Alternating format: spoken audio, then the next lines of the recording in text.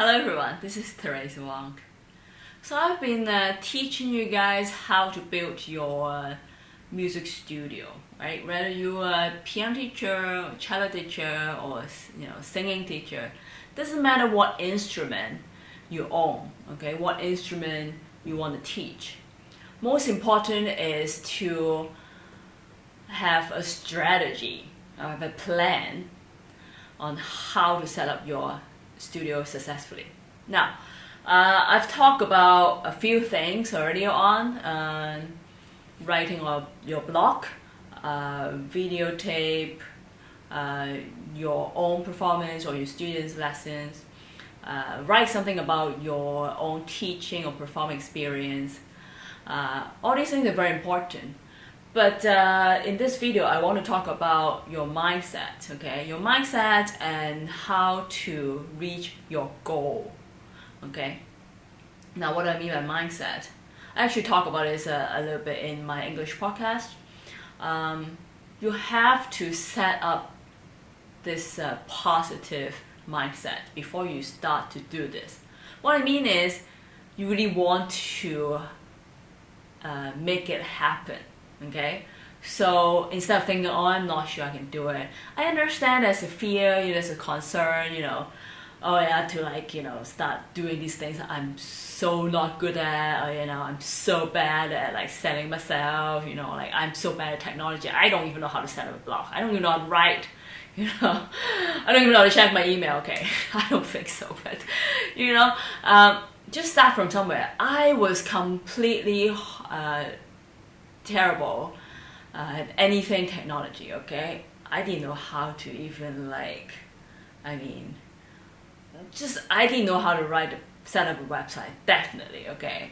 I was just me and technology are not friends, we are enemies. I don't know him, whatever, he doesn't know me, So when I started to really want to set up my studio, I just thought, you know what, I need to try anything.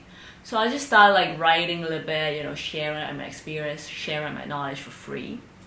And then I just started to learn from, how to set up a site, write a blog, put up the videos, editing them. I did on my own, and then put up the server, all this crazy internet stuff that I would never wanted to do this, but because I really wanted to teach so bad, right? I really wanted to have my own studio, so I was like, okay, fine, I'm gonna learn this, so doing all this video recording and editing takes up a lot of time, a lot of effort. You're thinking about, okay, what am I going to record? Okay, then you have to practice, right? What song you're going to play, and then you're going to record it, and you're not going to get it the first time. Maybe you get it the 10th time or 20th time, because you're not satisfied with how it sounds like or how it looks like. And then you're going to edit it, going to put it on the YouTube or whatever. So it takes a lot of time. But when time passes by and I get better at it, I get really good at it, it's just for me, it's just a piece of cake. But at first it's just not easy, it's hard. But you take a small step, one at a time. So sharing about your experience, I understand for some of you, it's not a really comfortable thing. For me, I was never somebody who liked to share my personal experience with anyone. I'm always kind of a little secretive, right? So I don't know anybody knows about this or notice. But I was very willing to share, about my personal experience, because I just felt sharing these things might help someone, somewhere, in this world, anywhere. Maybe in Hong Kong, maybe in the States, maybe in Europe, maybe in Africa. I don't know. Just doesn't matter. If I can help one person, I'm grateful, So I just start writing, and then people started to give me really positive feedback. Oh, I'm so thankful you write about this because I was struggling. I was oh, I like reading, what you write, especially in Chinese, but I'm just like, I was really reluctant to write in Chinese. Still I am, but so people like to know about you as a person, not just about you as a teacher or musician, but you really as a person, they want to know about you, your personality, your character, your style, because being a teacher, one of the most important thing is to be able to communicate, with other people, your students, your your parents, students' parents, your audience, and to connect with them, right? So that your students and the parents are very comfortable sharing with you.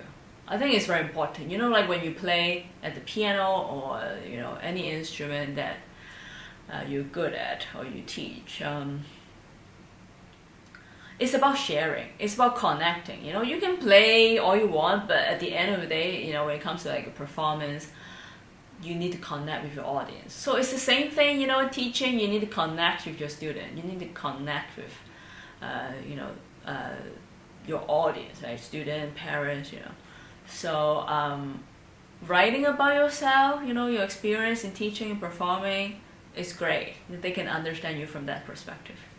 And then, so we talk about strategy, right? This is part of strategy, how you're gonna like connect with people, how you're gonna get students. I didn't actually think about that was the way for me to get new students, but I did because I was just sharing information, and then people really liked my style, the way I wrote, or how I felt about teaching and my philosophy, and things like that. And then so they started contacting me. And so I can tell you that this is very effective because you show you for who you are as a person, or as a teacher, or as a musician, and people really appreciate that.